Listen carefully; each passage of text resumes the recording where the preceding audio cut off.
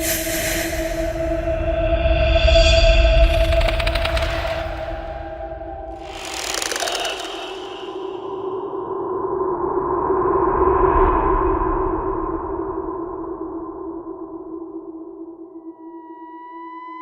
ini, jangan matikan lampu. Jangan dengarkan sendirian. Dan pastikan pintu rumahmu terkunci rapat. Karena cerita yang akan kamu dengar bukan sekadar kisah fiksi. Ada rahasia gelap yang disembunyikan. Ada sosok yang tidak ingin dilihat. Dan ada sesuatu yang tidak suka jika namanya disebut. Jika kamu merasa merinding, itu tandanya cerita ini sudah mulai bekerja. Selamat datang di kisah horor malam ini. Semoga kamu bisa tidur dengan tenang. Kalau berani. Di sebuah kota kecil di pesisir Jawa Barat, berdiri sebuah gedung bioskop tua bernama Bioskop Pusaka. Bangunan itu sudah puluhan tahun tidak beroperasi. Catnya mengelupas, pintu kayunya lapuk, dan papan nama di depan gedung nyaris jatuh. Warga sekitar percaya, bioskop itu bukan sekadar bangunan kosong. Ada sesuatu yang masih tinggal di dalamnya. Malam itu, hujan turun rintik-rintik. Angin membawa bau tanah basah dan debu tua. Di dalam gedung bioskop, 4 anak muda berdiri di depan layar besar yang sudah sobek di beberapa bagian. Mereka adalah Raka, Dimas, Sari, dan Wulan. Tujuan mereka satu, mencari film horor legendaris yang katanya terkutuk. Film itu dikenal dengan nama Keramat. Konon, siapapun yang menonton film tersebut sampai selesai akan mengalami kejadian aneh dalam hidupnya.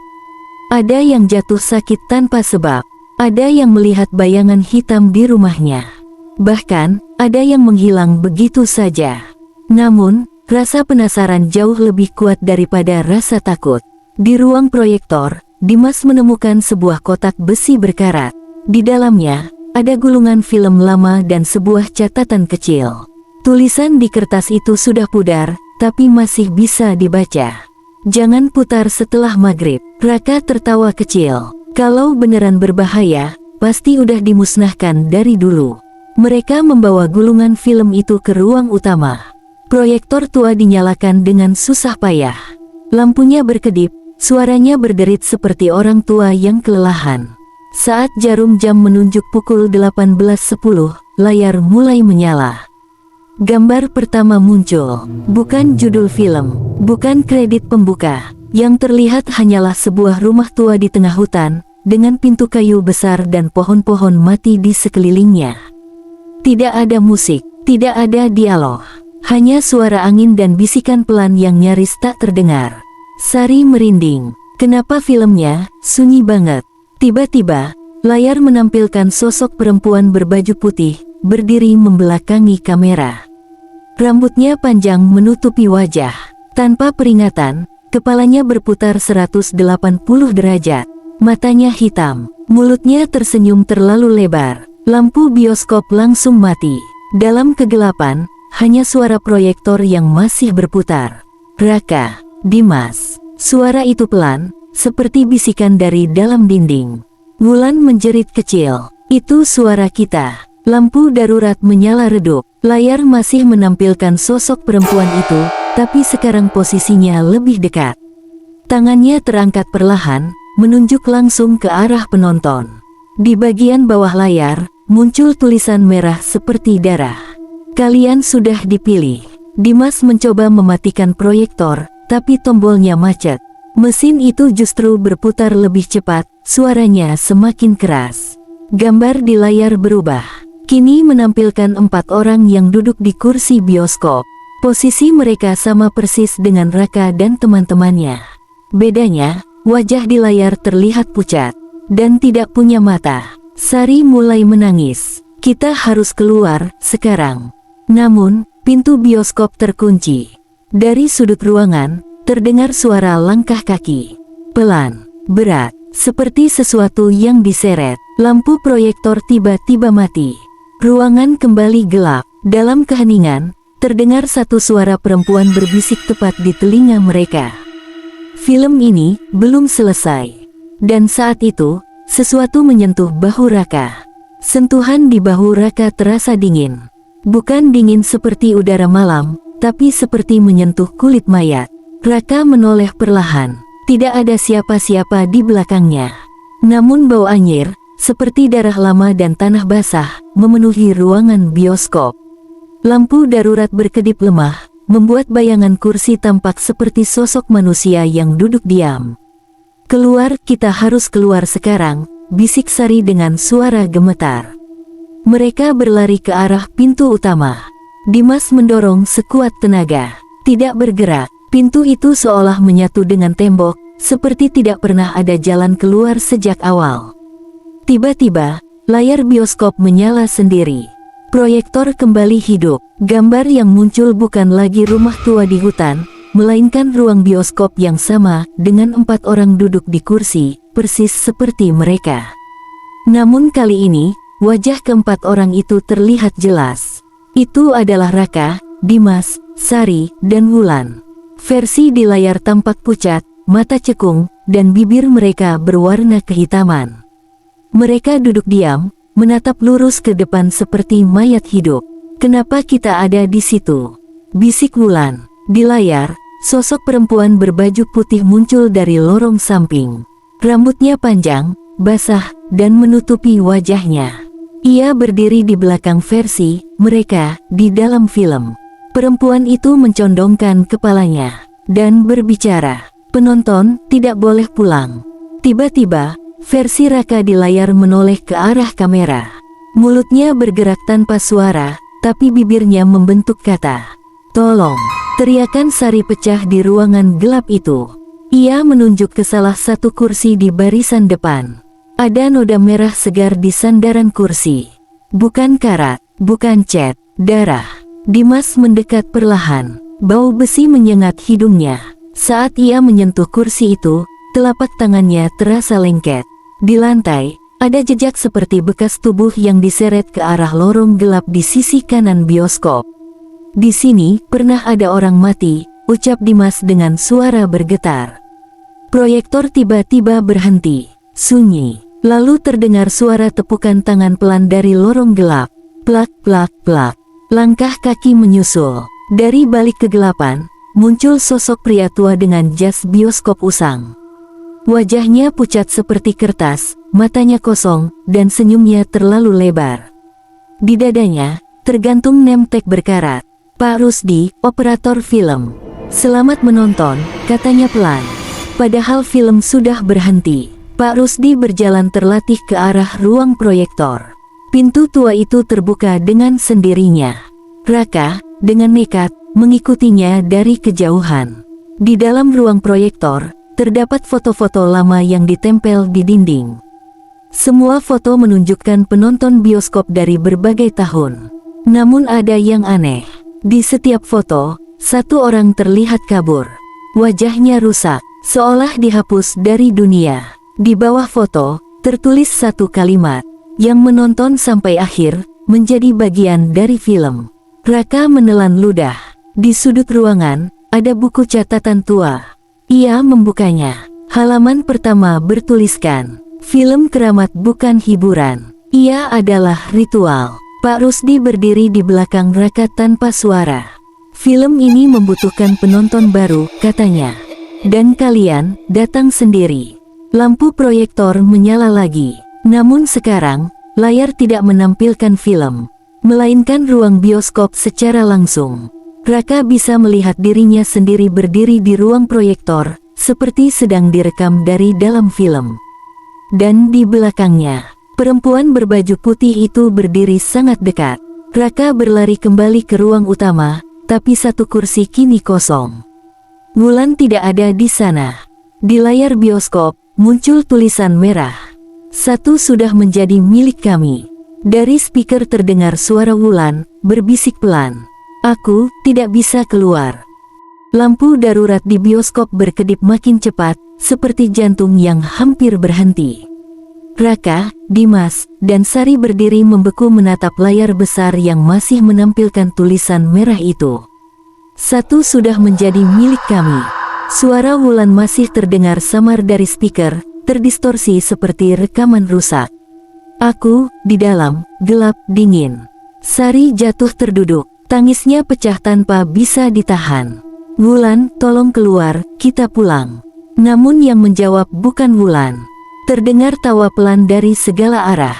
Bukan suara manusia. Tawa itu seperti bergema dari dalam tembok, dari balik layar, dari kursi-kursi kosong. Raka memegang kepala, mencoba berpikir jernih.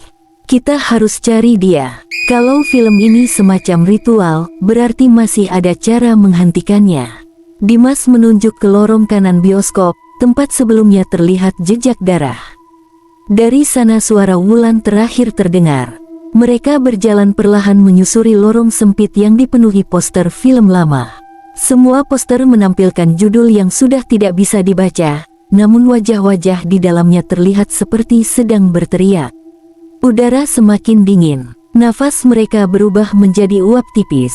Di ujung lorong, ada sebuah pintu kecil bertuliskan "Ruang Edit". Raka mendorongnya.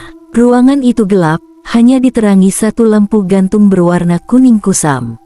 Di tengah ruangan, ada meja panjang dengan gulungan film yang terurai seperti usus. Di dinding, tergantung potongan-potongan foto wajah manusia. Semua tanpa mata. Di sudut ruangan, Wulan duduk membelakangi mereka. "Wulan!" teriak Sari. Wulan tidak bergerak. Raka mendekat perlahan. "Lan, kita pulang." Saat Wulan menoleh, Sari menjerit. Mata Wulan kosong, hitam seluruhnya, seperti lubang tanpa dasar. Mulutnya tersenyum kaku, tidak wajar. "Aku tidak pulang," katanya datar. "Aku sekarang bagian dari cerita." Dari balik layar kecil di ruangan itu, sosok perempuan berbaju putih muncul. Rambutnya menjuntai, tubuhnya seperti melayang. "Setiap film butuh korban," bisiknya. "Dan setiap korban butuh pengganti." Lampu ruangan padam. Dalam gelap, terdengar suara langkah cepat. Sari berteriak. Dimas terjatuh. Raka meraba-raba dinding, panik. Saat lampu menyala kembali, Sari menghilang. Di lantai hanya tersisa sehelai rambut panjang basah dan sebuah tulisan yang tergores seperti dengan kuku. "Tinggal 2. Dimas menangis terisak. "Kita mati di sini, Rak, kita nggak bakal keluar." Raka menggenggam tangan Dimas. "Belum. Selama film ini masih berjalan, kita masih hidup." Tiba-tiba, proyektor di ruang utama menyala sangat terang. Cahaya putih menyilaukan lorong. Dari kejauhan, terdengar suara narator film. "Penonton terakhir, bersiaplah." Lantai bioskop bergetar. Kursi-kursi kosong bergerak sendiri, berputar menghadap layar. Dan di layar, muncul wajah Raka dan Dimas. Lebih pucat, lebih mati, lebih bukan manusia. Suara dari layar berbisik, "Kalian berikutnya." Dimas berteriak histeris dan berlari ke arah pintu keluar. Pintu itu terbuka. Namun yang terlihat di baliknya bukan dunia luar, melainkan layar bioskop yang lebih besar. Dan dari dalam layar itu, tangan-tangan hitam mulai meraih keluar. Raka berdiri terpaku, sementara Dimas sudah terseret masuk, tubuhnya seperti ditelan cahaya. Jeritan Dimas berhenti mendadak, sunyi. Raka kini sendirian. Di layar muncul satu kalimat terakhir. "Tinggal 1. Dan dari belakangnya, suara perempuan itu berbisik, "Kau penutup ceritanya." Ruangan bioskop terasa lebih sempit dari sebelumnya. Udara menekan dada Raka, membuat setiap tarikan napas terasa berat dan menyakitkan.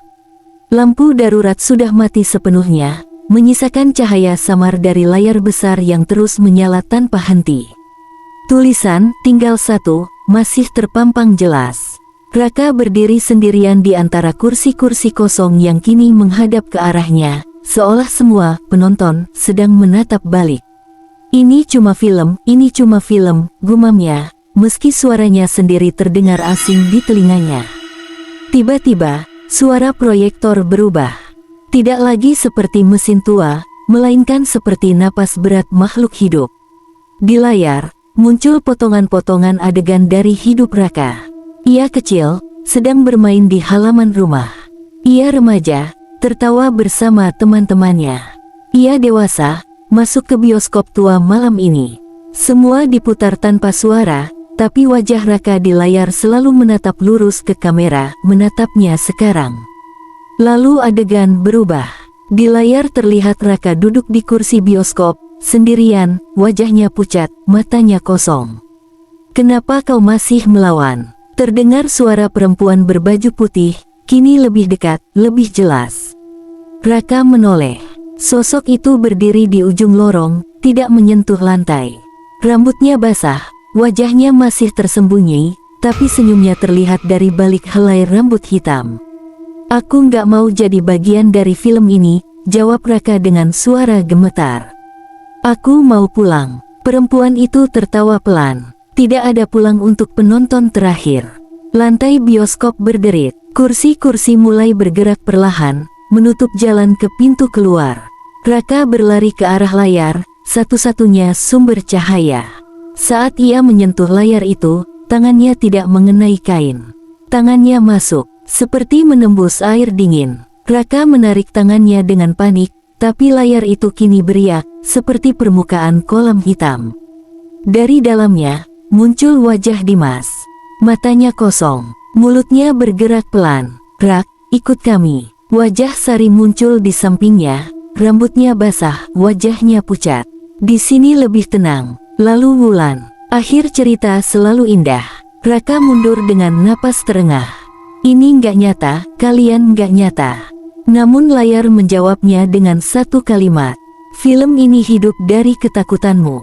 Dari segala arah, suara bisikan mulai memenuhi ruangan.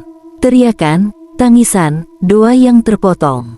Semua penonton yang pernah hilang, kini bersuara. Raka menutup telinganya, berteriak sekuat tenaga. "Aku nggak mau." Seketika, semua suara berhenti. Sunyi. Perempuan berbaju putih kini berdiri tepat di depannya. Wajahnya perlahan terlihat pucat, retak seperti porselen, matanya hitam tanpa cahaya.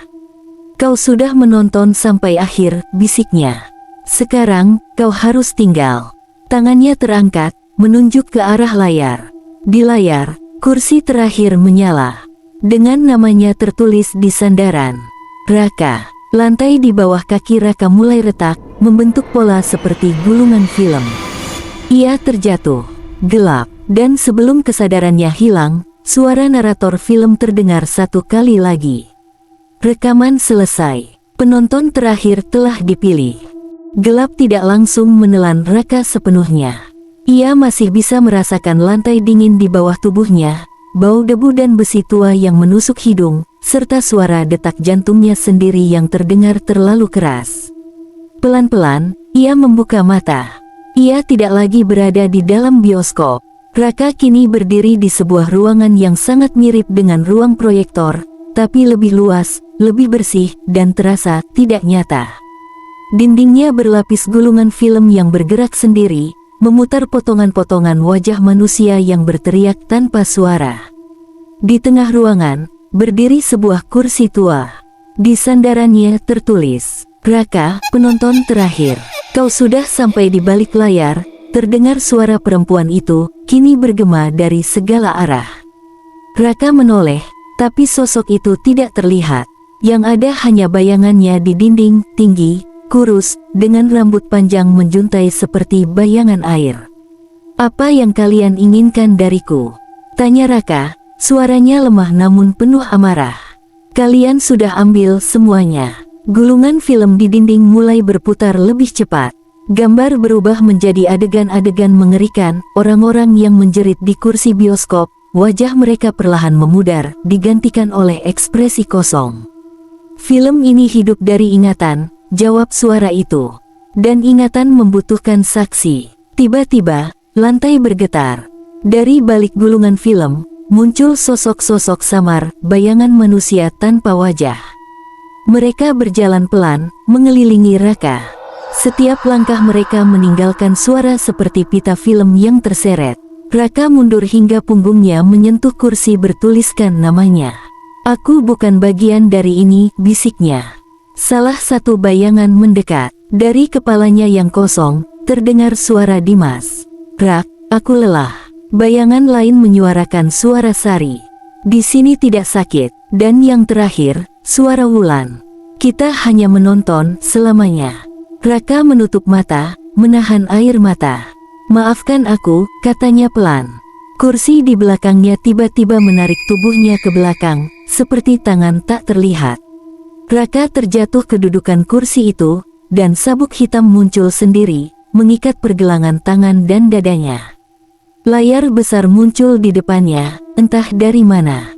Film mulai diputar, bukan lagi tentang rumah tua, atau perempuan berbaju putih. Yang muncul adalah wajah Raka sendiri, sedang duduk di kursi bioskop, menatap layar dengan mata kosong. Kau sekarang bagian dari cerita, bisik suara perempuan itu tepat di telinganya.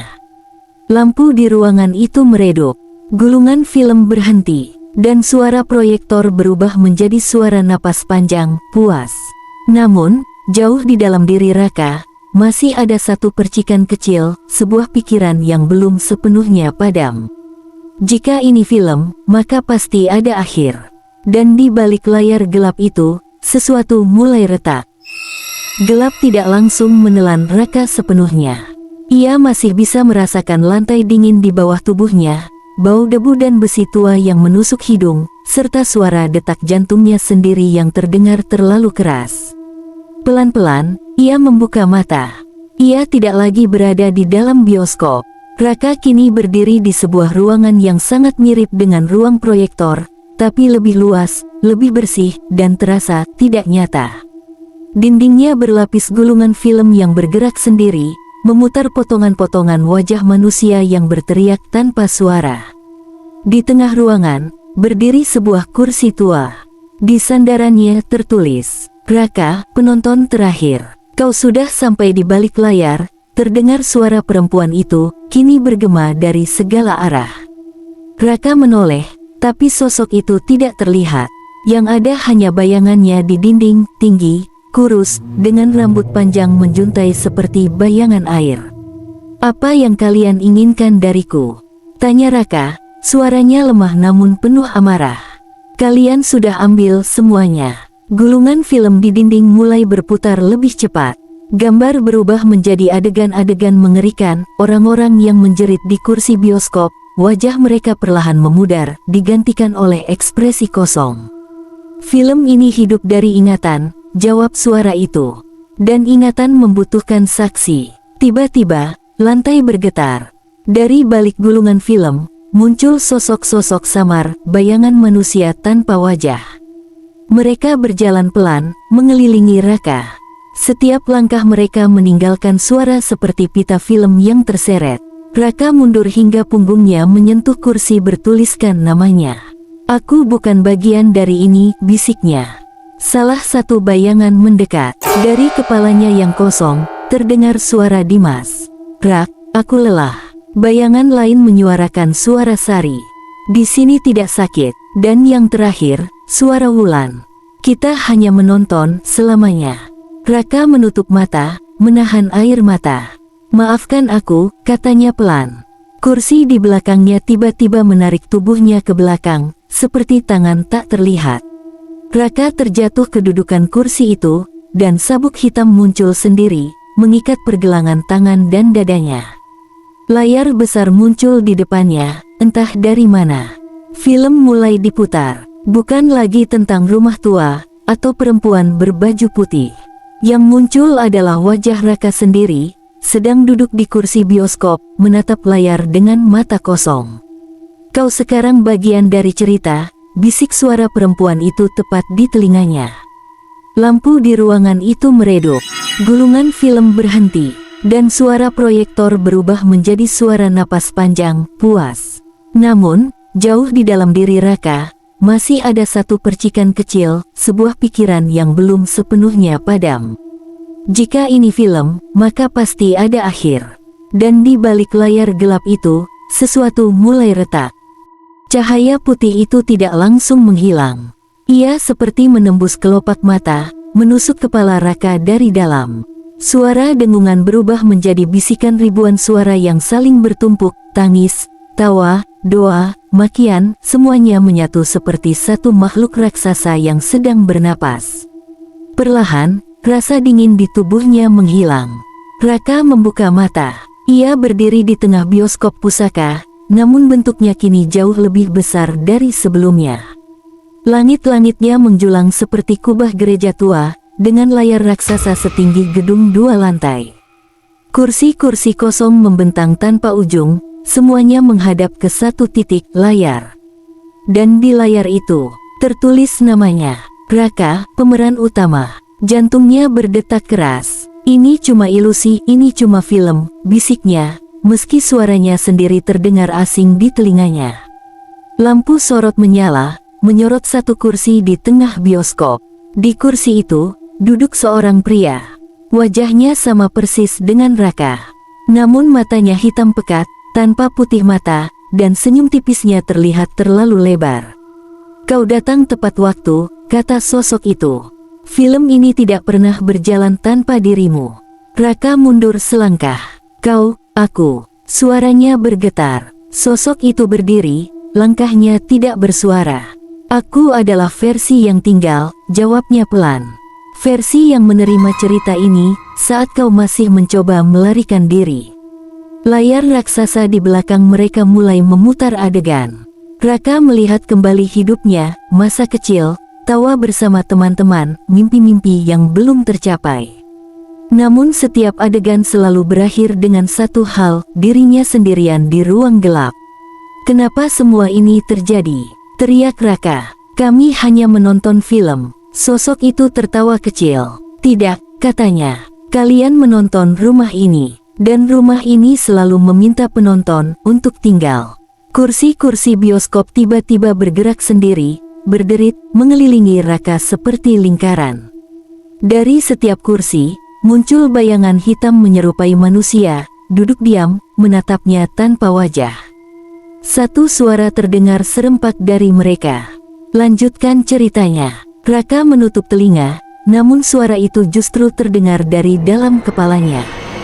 "Tidak, aku tidak mau," teriaknya. Lantai di bawah kakinya berubah menjadi layar film. Di sana, muncul wajah Sari, Dimas, dan Wulan pucat dengan mata kosong. "Rak," bisik Sari. "Kalau kamu berhenti, kami akan selamanya terjebak." Air mata mengalir di wajah Raka. "Maafkan aku." Sosok Raka yang lain berdiri di belakangnya.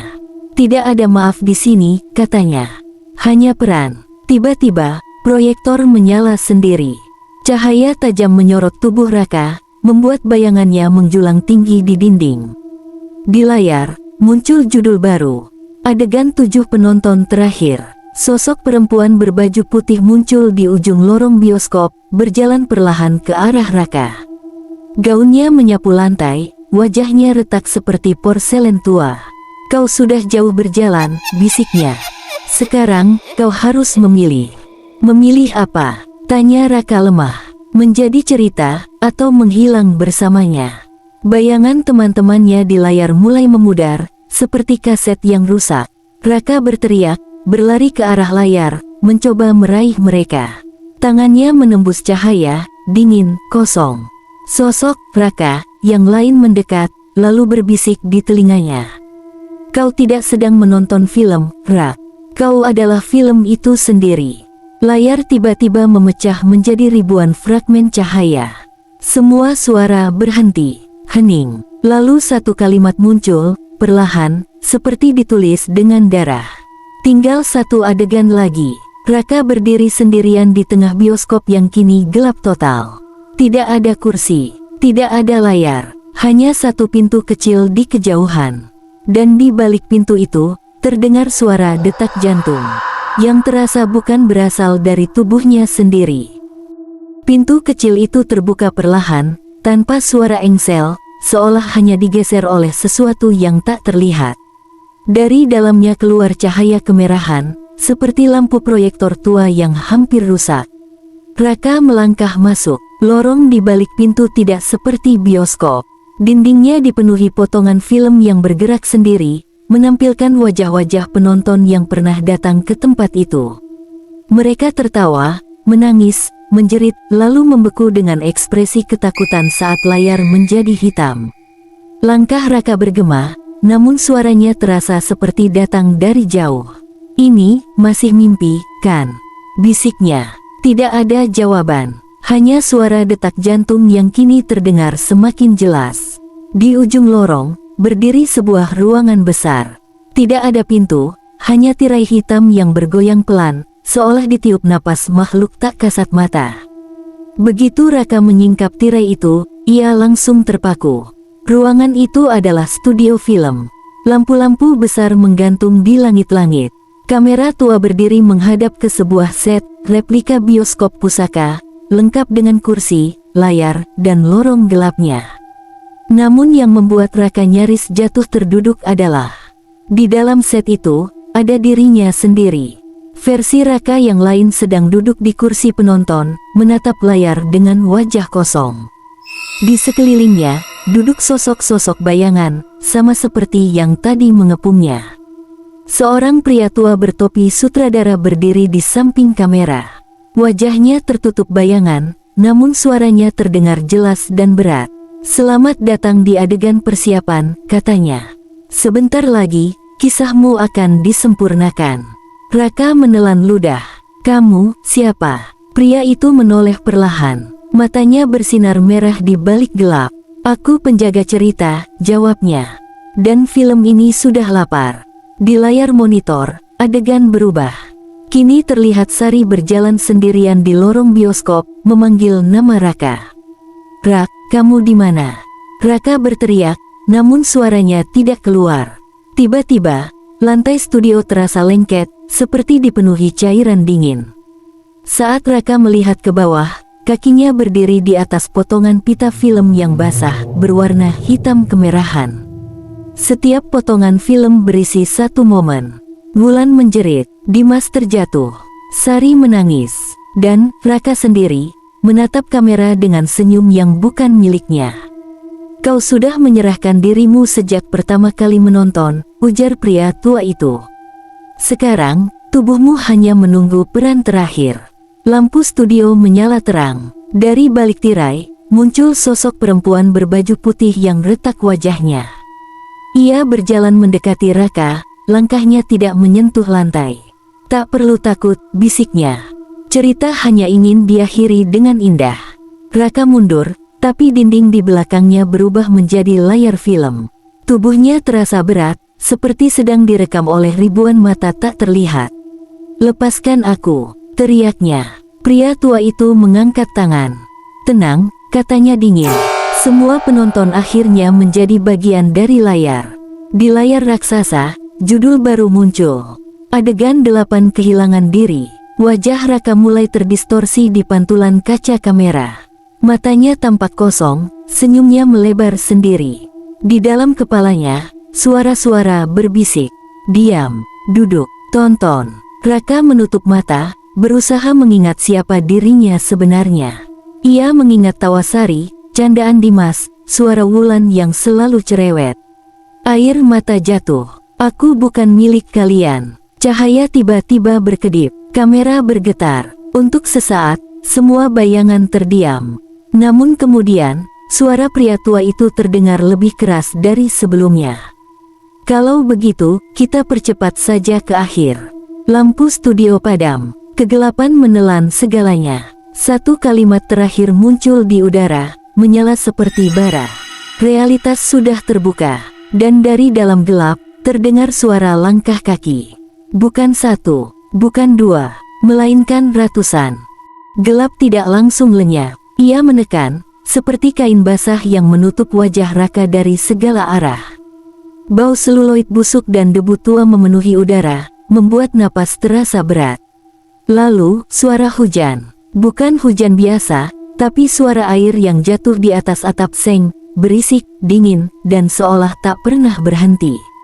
Raka membuka mata. Ia berdiri di tengah jalan sepi, tepat di depan bangunan yang sangat dikenalnya. Bioskop pusaka. Namun sekarang tempat itu tidak lagi tampak seperti bangunan tua. Dindingnya dipenuhi poster film yang bergerak sendiri. Judul-judulnya berubah-ubah. Penonton terakhir. Kisah yang tak boleh dihentikan. Darah di balik layar. Lampu neon berkedip cepat, memantulkan bayangan yang tidak sesuai dengan gerakan tubuh Raka. "Aku kembali," gumamnya. Saat ia melangkah maju, genangan air di aspal memperlihatkan pantulan wajahnya. Tapi yang menatap balik bukan sepenuhnya Raka. Matanya terlihat lebih gelap, senyumnya terlalu lebar, seperti seseorang yang sedang memerankan dirinya. Pintu bioskop terbuka sendiri. Dari dalam, terdengar suara tawa penonton, campur aduk dengan tangisan, jeritan, dan suara kursi berderit. Raka masuk. Lorong utama kini terasa lebih panjang dari sebelumnya, seperti tidak memiliki ujung. Karpet merahnya basah, meninggalkan jejak kaki hitam setiap kali ia melangkah. Di dinding, layar kecil menampilkan adegan hidup. Sari berlari di tengah hujan. Dimas berteriak meminta tolong. Wulan mengetuk pintu yang tidak pernah terbuka. Ini nyata, bisik Raka. Tiba-tiba, sebuah kursi bioskop bergeser sendiri di belakangnya. Duduk di sana adalah Sari. Namun wajahnya pucat, matanya hitam tanpa pupil, dan senyumnya kaku. "Kamu lama," katanya pelan. "Kami sudah mulai tanpa kamu." Raka mendekat. "Sari, kita harus keluar dari sini." Sari tertawa kecil, tapi suaranya terdengar seperti diputar dari pita rusak.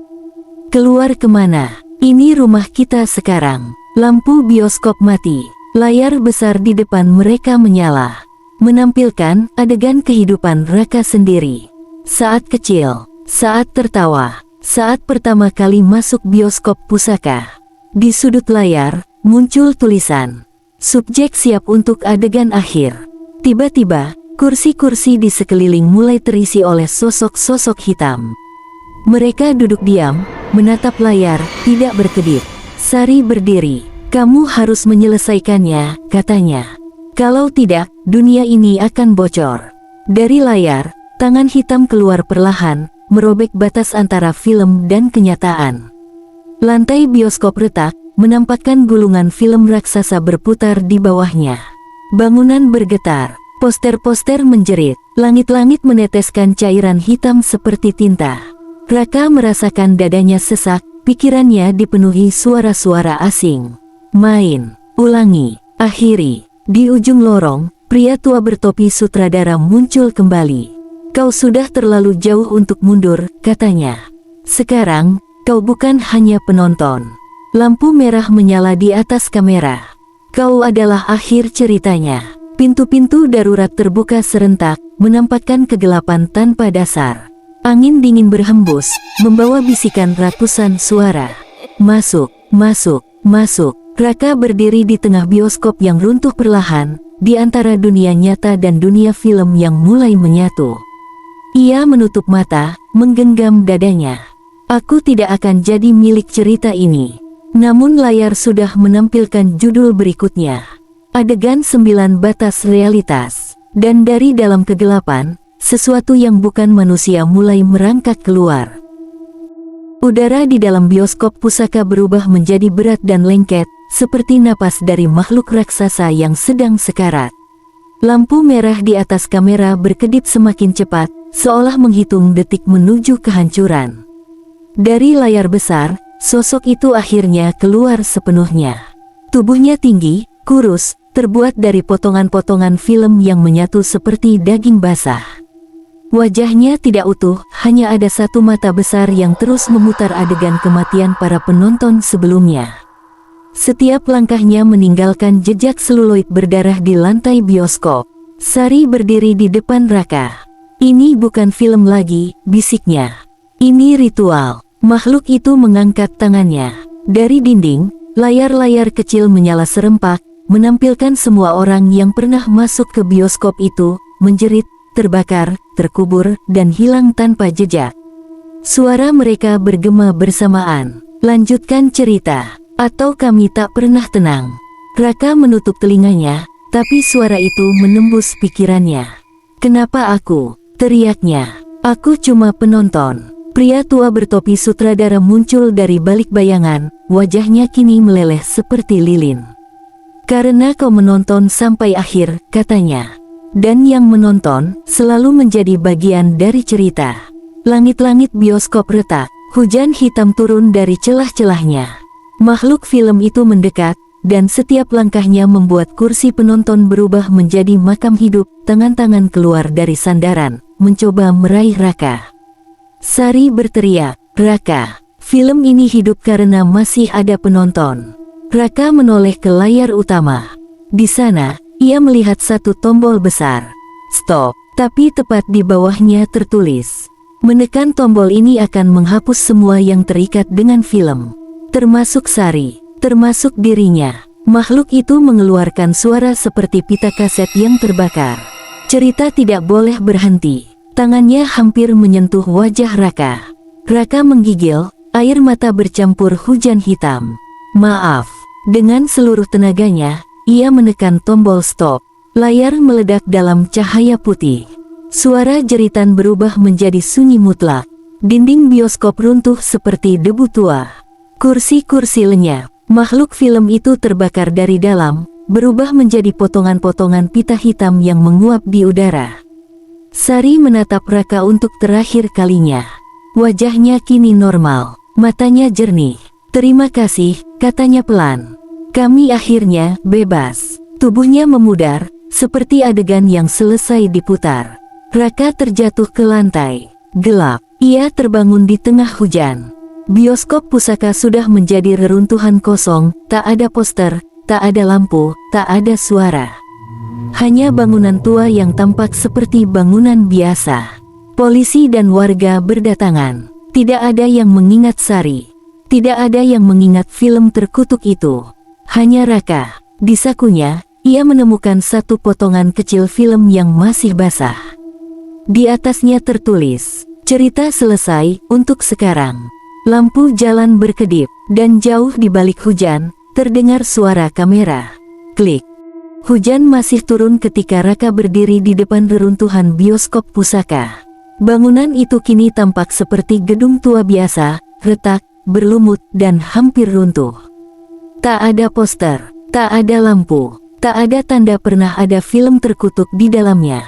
Orang-orang berlalu lalang tanpa menoleh. Seolah tempat itu tidak pernah penting. Namun bagi Raka, udara di sekitar gedung itu masih terasa dingin, terlalu dingin. Ia merogoh saku jaketnya. Potongan film itu masih ada. Hitam, lengket, berbau seperti plastik terbakar dan darah kering. Tulisan di atasnya kini berubah. Cerita selesai. Raka menghela napas lega. Akhirnya, semua benar-benar berakhir. Ia melangkah pergi. Namun tepat saat kakinya meninggalkan trotoar, lampu jalan di belakangnya mati satu persatu. Udara menjadi sunyi. Tidak ada suara hujan. Tidak ada suara kendaraan. Hanya satu suara pelan, seperti pita kaset yang diputar ulang. Klik, klik, klik. Raka menoleh. Di dalam reruntuhan bioskop, sebuah layar kecil menyala sendiri, menampilkan wajahnya dengan mata kosong dan senyum yang bukan miliknya. Tulisan merah muncul di bawah wajah itu. Sekuel segera dimulai. Lampu padam, hujan kembali turun, dan sejak malam itu, setiap orang yang menonton film lama di kota tersebut selalu merasa ada satu kursi kosong di belakang mereka. Kursi yang basah, berbau darah, dan menunggu penonton berikutnya. Lampu bioskop itu akhirnya padam. Proyektor berhenti berputar, kabut perlahan menghilang. Namun, bukan berarti semuanya telah berakhir. Karena sejak malam itu, tidak ada satupun orang yang berani kembali ke gedung tersebut. Warga sekitar masih sering mendengar suara kursi berderit, padahal bangunan itu sudah lama dikunci. Kadang terdengar tawa pelan, kadang terdengar tangisan, dan kadang, layar bioskop menyala sendiri di tengah malam. Konon, siapapun yang menonton film terkutuk itu sampai selesai, jiwanya tidak pernah benar-benar pulang. Jadi jika suatu malam, kamu melihat cahaya dari gedung tua yang seharusnya kosong, jangan mendekat, jangan menoleh, dan jangan pernah menonton apa yang sedang diputar di dalamnya. Karena mungkin, film itu sedang menunggumu.